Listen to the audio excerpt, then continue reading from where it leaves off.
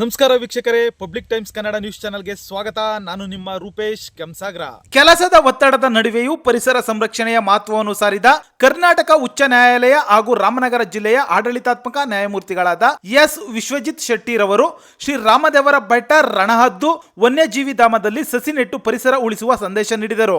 ಈ ಕುರಿತು ವರದಿ ಇಲ್ಲಿದೆ. ಬೆಂಗಳೂರು ದಕ್ಷಿಣ ಜಿಲ್ಲೆ ರಾಮನಗರ ಶ್ರೀ ರಾಮದೇವರ ಬೆಟ್ಟ ರಣಹದ್ದು ವನ್ಯಜೀವಿ ಧಾಮದ ಬಸವನಪುರ ನ್ಯಾಯವನಕ್ಕೆ ಕರ್ನಾಟಕ ಉಚ್ಚ ನ್ಯಾಯಾಲಯ ಹಾಗೂ ರಾಮನಗರ ಜಿಲ್ಲೆಯ ಆಡಳಿತಾತ್ಮಕ ನ್ಯಾಯಮೂರ್ತಿಗಳಾದ ಎಸ್ ವಿಶ್ವಜಿತ್ ಶೆಟ್ಟಿ ಭೇಟಿ ನೀಡಿ ಸಸಿ ನೆಡುವ ಮೂಲಕ ಪರಿಸರ ಸಂರಕ್ಷಣೆಗೆ ಚಾಲನೆ ನೀಡಿದರು.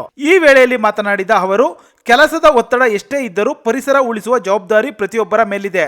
ಮರವನ್ನು ಬೆಳೆಸುವುದು ಮತ್ತು ಪರಿಸರ ಸಂರಕ್ಷಣೆ ನಮ್ಮೆಲ್ಲರ ಕರ್ತವ್ಯ ಎಂದು ಕರೆ ನೀಡಿದರು.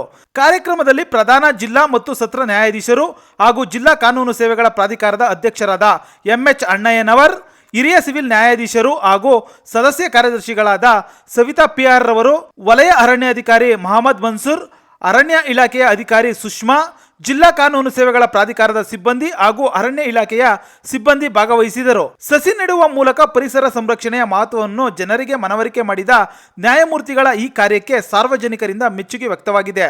ಪರಿಸರ ಉಳಿಸಲು ಪ್ರತಿಯೊಬ್ಬರೂ ಕೈ ಜೋಡಿಸಬೇಕು ಎಂಬ ಸಂದೇಶದೊಂದಿಗೆ ಕಾರ್ಯಕ್ರಮ ಅರ್ಥಪೂರ್ಣವಾಗಿ ನಡೆಯಿತು. ನಿರಂತರ ಸುದ್ದಿ ಸಮಾಚಾರಕ್ಕಾಗಿ ವೀಕ್ಷಿಸಿ ನಿಮ್ಮ public times Kannada news channel ಅನ್ನ. ವಂದನೆಗಳು.